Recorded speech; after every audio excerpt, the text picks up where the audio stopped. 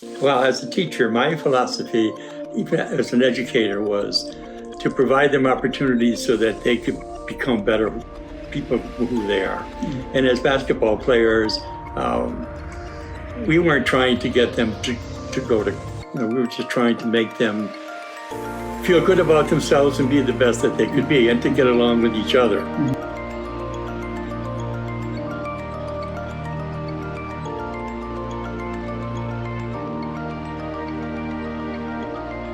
A lot as far as getting to do better in the classroom.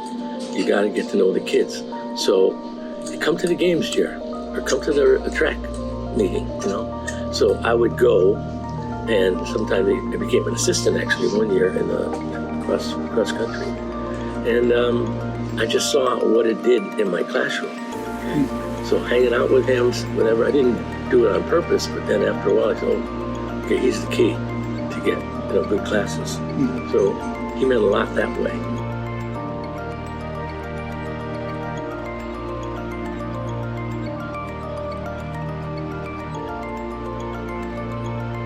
Thinking about Coach Bolio, early on, he was instrumental in encouraging me to play basketball. My sister was on the, I think, 5th or 6th grade team, and I used to sneak into the gym during their practices, and Coach Bolio would let me shoot around. He was a great guy, always there for everybody, not only myself, but just an all-around top-shelf coach, and again, had a lot to do with my development as well as my interest in playing basketball. Neil Beaulieu was my first, probably true basketball coach that I had, along with Dick Pelican, but Neil was right there with him. He ran a great program. You got to remember, he was originally 7th and 8th grade basketball coach, and then the high school had overflow. So 9th grade stayed in the middle school for almost 10 years. So he ran the freshman program for almost 10 years. Highly successful. The guy was tremendous. He treated the kids with all the kids. He was like everybody's father figure. He was a very nurturing coach, very reassuring. And when Timothy Edwards got built, he went up there and he had a string of very successful years. And obviously his coaching and his players carried over to the high school, because the high school teams had very successful teams. What I remember best about Neil was that he never yelled. Very reassuring. You can do better than that. Go out there. Let's think. Let's do the right thing. But Neil is one of the greatest coaches I ever had. Scrambled, yeah. Thank you. Best love was cross country. I coached the girls team and boys team from 1973 to 2008. We had 6 straight middle school championships. We had 108 straight wins in a row without a loss. Those were kinds of exciting. I had some great athletes. When I retired, after 48 years, that was like, what do I do now? What do I do now? But it's been tough. But South Windsor was a tremendous place to teach. Well, he was a gentle, soft man. He was competitive. He would tell you like it is, but he was a teddy bear as far as I was concerned. And how did that work as far as working with students? Well, because you do anything. I want to do the old cliche. You do anything for him, but you would do what you would listen to him. You would take his advice because you respected him. Especially at a young age where you're impressionable.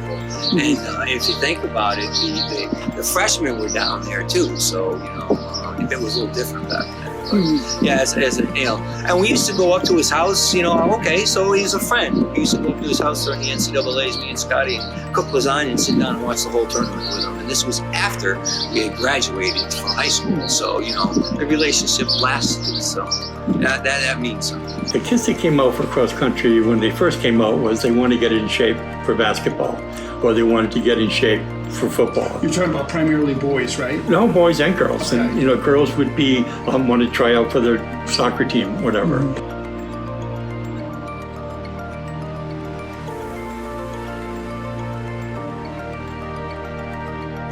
Like, I enjoyed the cross country I did for the 3 years of middle school, and it moved me from being a 100, 200 meter runner in track to being like a 400 meter runner, and I could actually run that distance, and I didn't even know. So when my track coach asked me to do that, and I actually did well, it was kind of surprising, but I know all my training with cross country and all the encouragement and everything that Mr. B taught me helped me to grow as a runner. I did go on to run track in college at the University of Hartford, and the 400 was my main event, the 400, the 4x4. And so I have Mr. B to thank for that, because I think I got that strong to be able to run the 400, which is like a long sprint, because of cross country. So the word that comes to mind is game changer.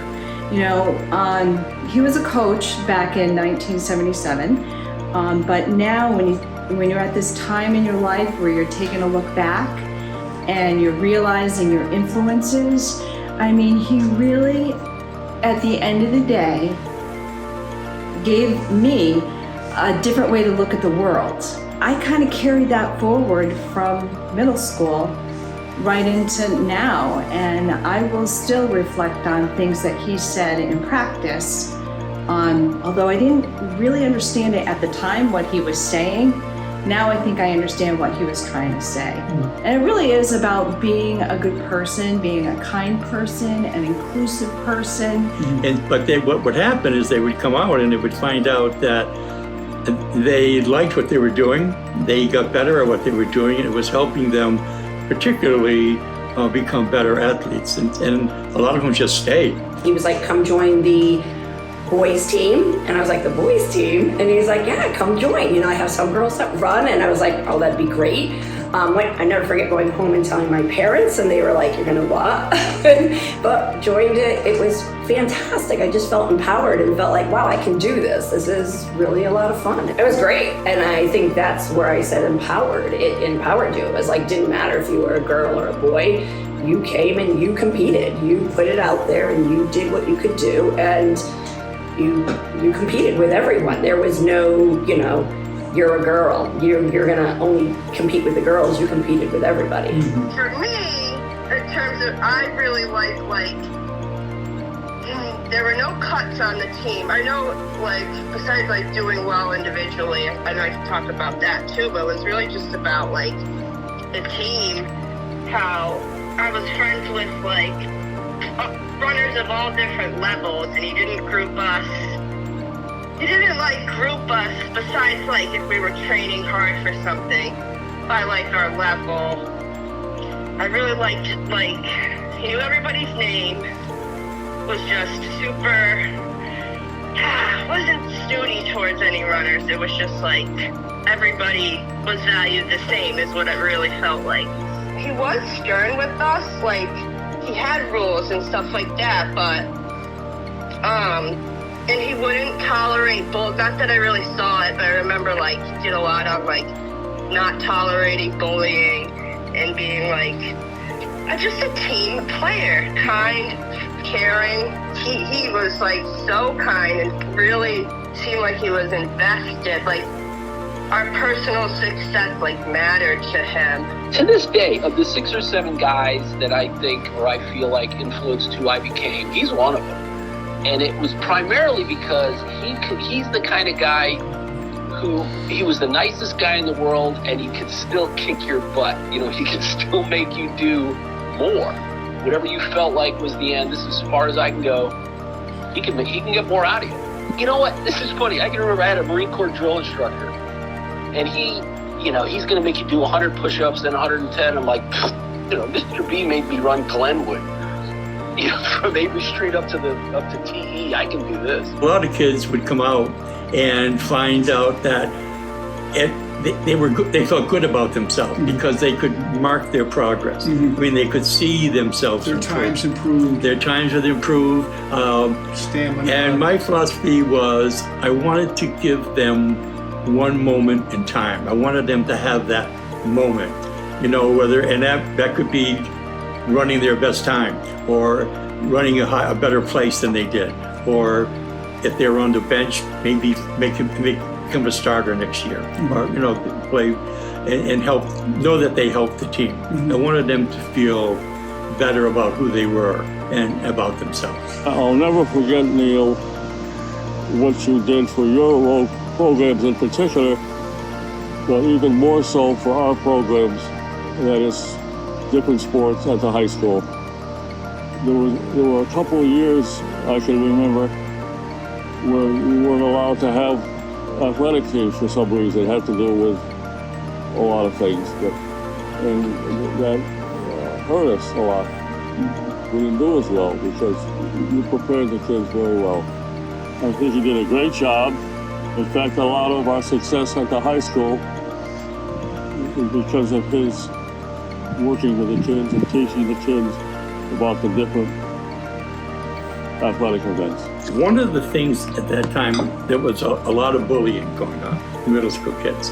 And it would happen in the locker room a lot of times, even with athletes. And so I was very concerned about that.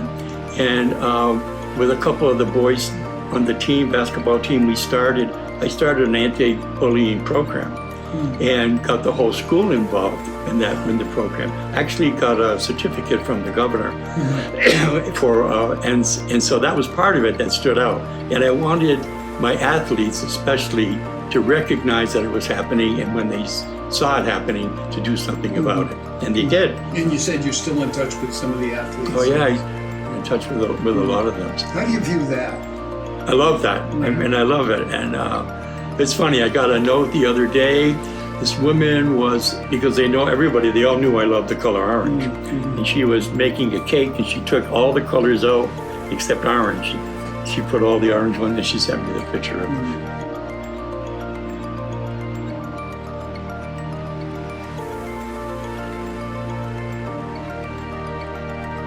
He should have been in the Hall of Fame in the first ballot with Charlie Sheriffs, all the greats, okay, that walked in South Windsor. People say he wasn't part of the high school. He was taught 9th grade curriculum for 10 years. The last time I checked, 9th grade is freshman.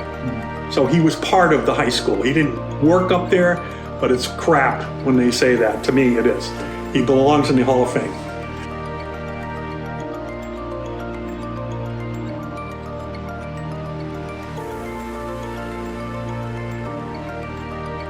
We had talked about Leanne before. Leanne was, in my life, is a gift. Now here's this 26-year-old woman marrying a 35-year-old man with 3 children, 3 teenage daughters and a son. And Leanne adopted them early, and it's difficult for anyone to come into that situation. Leanne handled all of that with grace and poise. Our kids, she's mom. There's no stepmom, she's their mom. The kids confide in her all the time. For me, she is a gift of life. She's the most caring, loving, trusting person ever. And she's a lifesaver. Looking back on my career, it was funny, I just had lunch with Maureen Duclos, and we talked about the high school girls cross country team, and I had applied for the job. And looking back, and even she said it was better that I stayed where I was and done the things that I did there. I love my career. I love going to work every day. The kids were, especially South Windsor, the kids were outstanding. And I always felt that I made a difference in kids' lives. I reflect on Neil Beaulieu's legacy from his time in South Windsor and Timothy Edwards. What really comes to mind for me is how he was so encouraging to female athletes in developing us, motivating us, and just being the best we could be as athletes and individuals and teammates.